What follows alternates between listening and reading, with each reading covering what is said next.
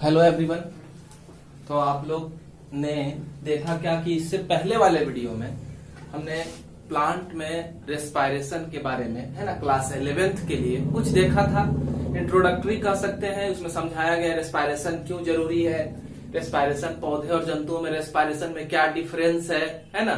ये सब चीजों को इससे पहले वाले वीडियो में बताया गया है। अगर चैनल को सब्सक्राइब नहीं किया है तो चैनल को सब्सक्राइब करेंगे, जिससे कि आपको हमारे चैनल के नोटिफिकेशन लगातार मिलते रहेंगे। आज हम लोग पौधे में शोषण के अगले टॉपिक, क्लास 11th के लिए अगले टॉपिक, है ना, पौधे में शोषण के अगले टॉपिक ग्लाइकोलाइसिस के बारे में पढ़ेंगे।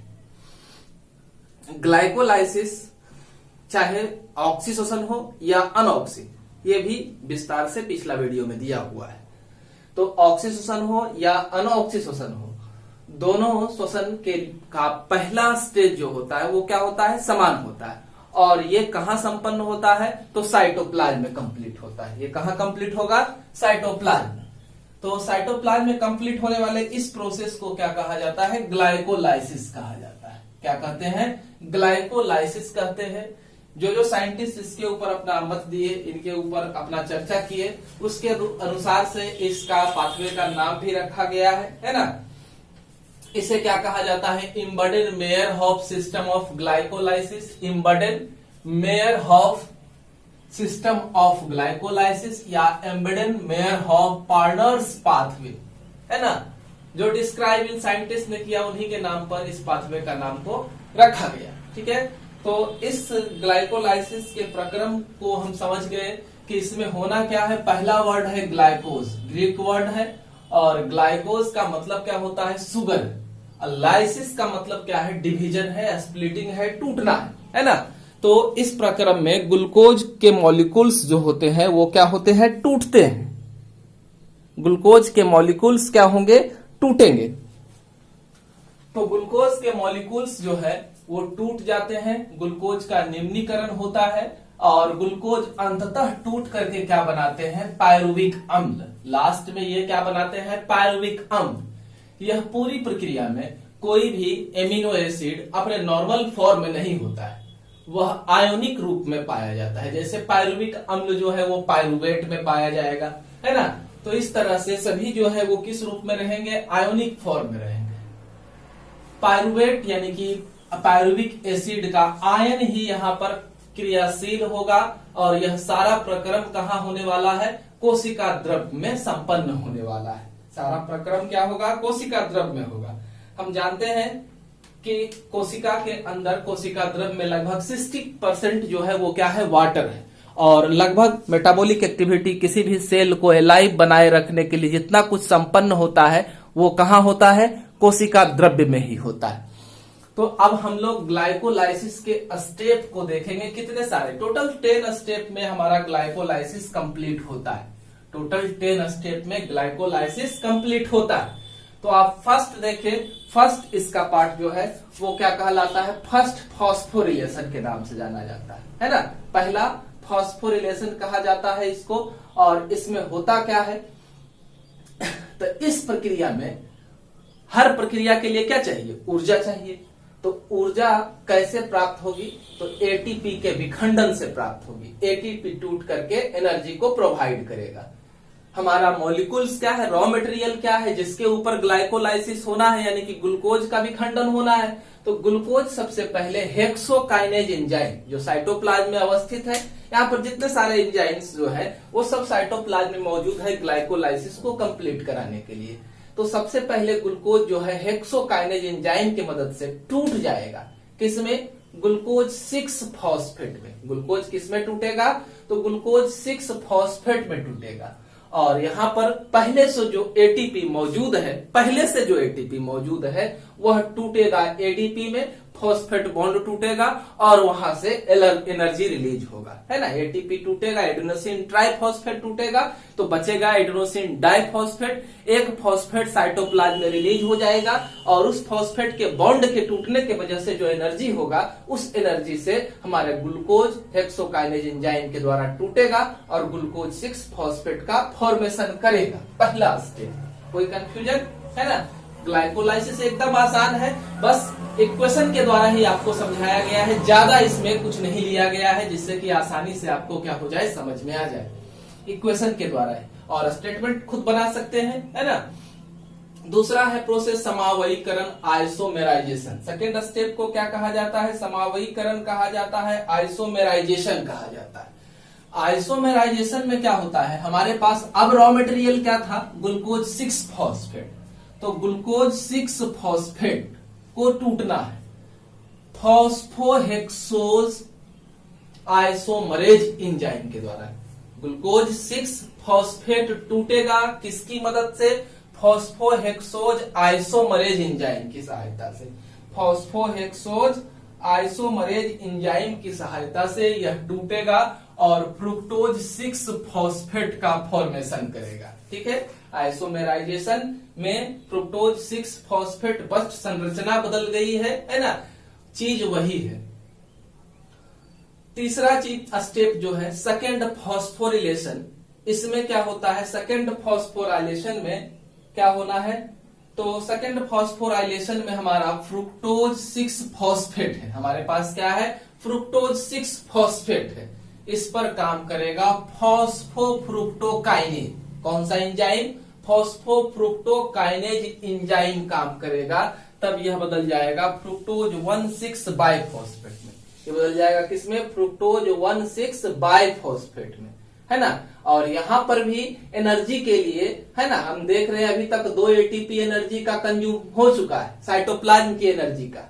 एटीपी जो है वो टूटेगा एटीपी में और एनर्जी प्रोवाइड करेगा इस पूरे प्रोसेस को कंटिन्यू करने के लिए। इस पूरे प्रोसेस को कंटिन्यू करने के लिए एनर्जी एटीपी ब्रेक होकर के देगा। ठीक है, हमारे पास अब जो प्रोडक्ट है फ्रुक्टोज 1,6 बाइफॉस्फेट, हमारे पास नया प्रोडक्ट क्या है, फ्रुक्टोज 1,6 बाइफॉस्फेट। ठीक है, अब फ्रुक्टोज 1,6 बाइफॉस्फेट का स्प्लिटिंग होगा, है ना, ये भी टूटेगा।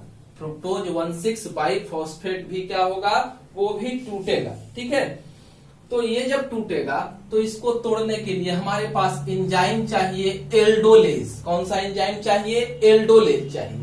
एक फ्रुक्टोज 1,6 बाइफॉस्फेट, एक फ्रुक्टोज 1,6 बाइफॉस्फेट जब टूटेगा तो 2 चीज बनेगा। पहला चीज है 3-फॉस्फोग्लिसरॉल्डिहाइड। 3-फॉस्फोग्लिसरॉल्डिहाइड पहला प्रोडक्ट क्या है, 3-फॉस्फोग्लिसरॉल्डिहाइड, और दूसरा प्रोडक्ट है डाइहाइड्रोक्सी एसीटोन फॉस्फेट। दूसरा प्रोडक्ट है dihydroxy acetone phosphate, dihydroxy acetone phosphate. पहला 3-फॉस्फोग्लिसरॉल्डिहाइड। 3-फॉस्फोग्लिसरॉल्डिहाइड को PgAl के नाम से भी जाना जाता है, पागल, है ना, 3-PgAl के नाम से इसको जाना जाता है। एक मॉलिक्यूल 3-PgAl बना और दूसरा DHAP बना, है ना, dihydroxy acetone phosphate, dihydroxy acetone phosphate. ठीक है, तो अब जो है डाइहाइड्रोक्सी एसिड, हमारा PgAl तो एक बन गया, लेकिन एक नया प्रोडक्ट बना है डाइहाइड्रोक्सी एसीटोन फॉस्फेट, इसको भी ब्रेक करना है। तो डाइहाइड्रोक्सी एसीटोन फॉस्फेट को ब्रेक करने के लिए फॉस्फोट्रायोज आइसोमरेज एंजाइम, थोड़ा का नाम थोड़ा सा है ना, फॉस्फोट्रायोज आइसोमरेज एंजाइम इसके ऊपर काम करेगा। किसके ऊपर, DHAP के ऊपर। DHAP के ऊपर कौन सा एंजाइम काम करेगा, फॉस्फोट्रायोज आइसोमरेज। तब जाकर के DHAP PgAl में बदल जाएगा।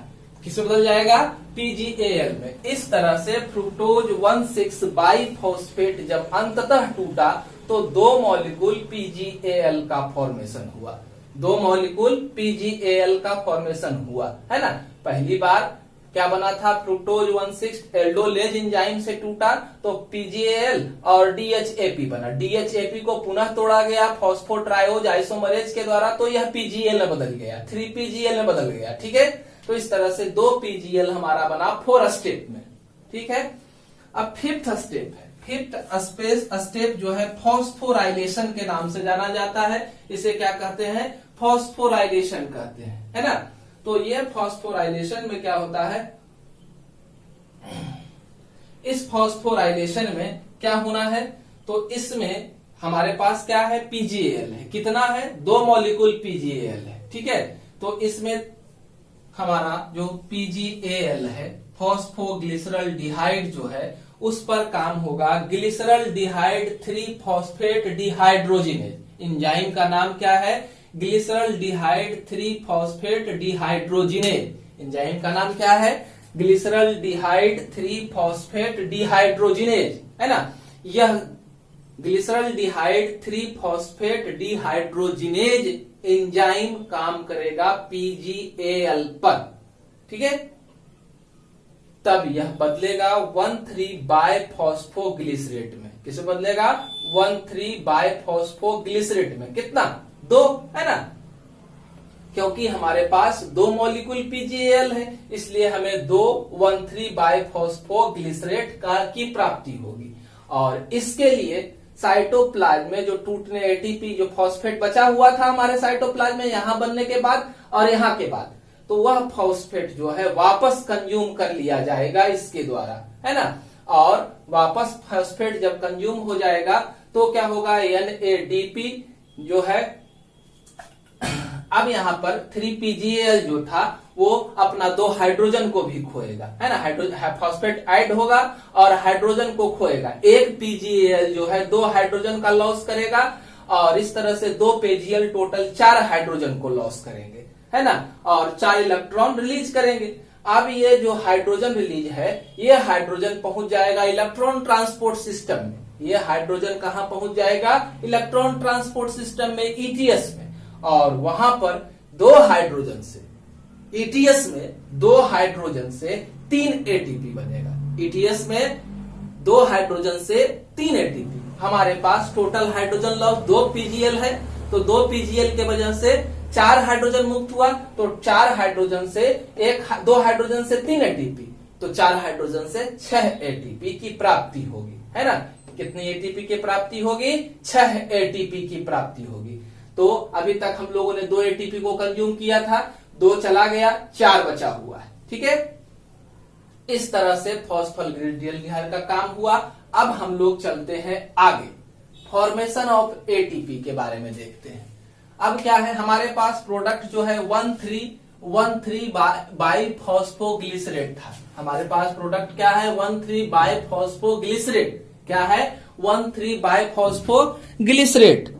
अब ये 1,3 बाइफॉस्फोग्लिसरेट जो है उस पर काम करेगा enzyme phosphoglycerate kinase. Phosphoglycerate kinase, इस पर एंजाइम कौन काम करेगा, फॉस्फोग्लिसरेट काइनेज। ठीक है, हमारे पास 1,3 बाइफॉस्फोग्लिसरेट 2 है।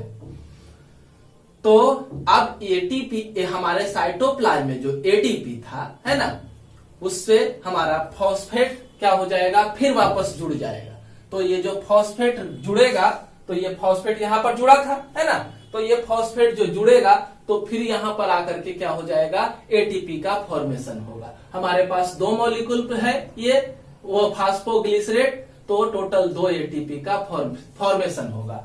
और 1,3 बाइफॉस्फोग्लिसरेट जब टूटेगा तो 3 फॉस्फोग्लिसरेट का फॉर्मेशन होगा। किसका फॉर्मेशन होगा, 3 फॉस्फोग्लिसरेट का। कितना, तो ये 2 मॉलिक्यूल है, तो 2 मॉलिक्यूल हमारे पास किसका, 3 फॉस्फोग्लिसरेट का फॉर्मेशन होगा। अब है इंटरनल मॉलिक्यूलर रीअरेंजमेंट। अगला क्या है, इंटरनल मॉलिक्यूलर रीअरेंजमेंट। ठीक है, तो इंटरनल मॉलिक्यूलर रीअरेंजमेंट का मतलब क्या है, अणु का आंतरिक पुनर्विन्यास। अणु का आंतरिक पुनर्विन्यास, अणु का आंतरिक पुनर्विन्यास। तो इसमें 3 फॉस्फोग्लिसरेट जो था उस पर एंजाइम काम करेगा फॉस्फोग्लिसरेट मुटेज। 3 फॉस्फोग्लिसरेट पर एंजाइम कौन सा काम करेगा, फॉस्फोग्लिसरेट मुटेज। तब जो है 3 फॉस्फोग्लिसरेट मुटेज जो है वो बदल जाएगा 2 फॉस्फोग्लिसरेट में।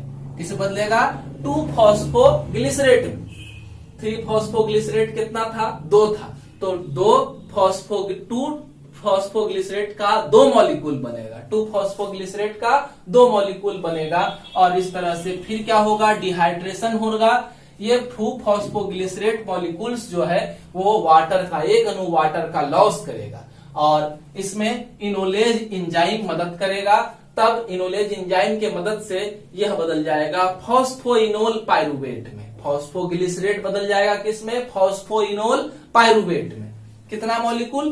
तो 2 मॉलिक्यूल फॉस्फोइनोल पाइरुवेट का फॉर्मेशन होगा और वाटर का लॉस होगा। तो कितना वाटर का लॉस होगा? एक वाटर का, तो 2 मॉलिक्यूल है तो 2 मॉलिक्यूल वाटर का लॉस होगा। अगला है फॉर्मेशन ऑफ एटीपी। फिर से फॉर्मेशन ऑफ एटीपी है।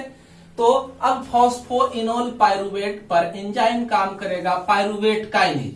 फॉस्फोइनोल पाइरुवेट पर काम करेगा एंजाइम पाइरुवेट काइनेज, है ना।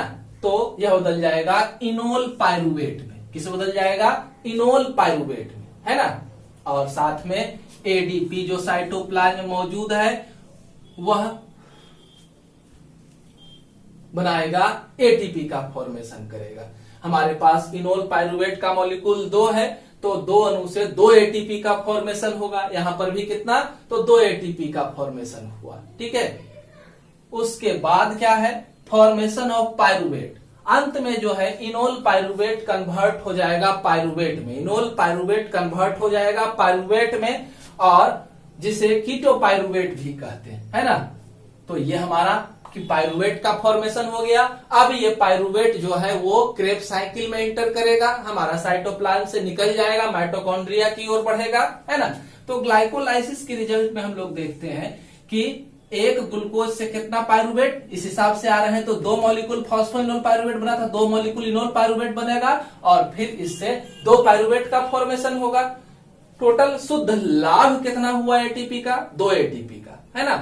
4 एटीपी बना और 2 एटीपी खर्च हो गया, है ना। टोटल 2 एटीपी का फॉर्मेशन हुआ, ठीक है। इस तरह से टोटल हम लोगों ने देखा तो इतना एटीपी का फॉर्मेशन हुआ, ठीक है। इसके बाद हम लोग अगले वीडियो में आगे के टॉपिक को चर्चा करेंगे।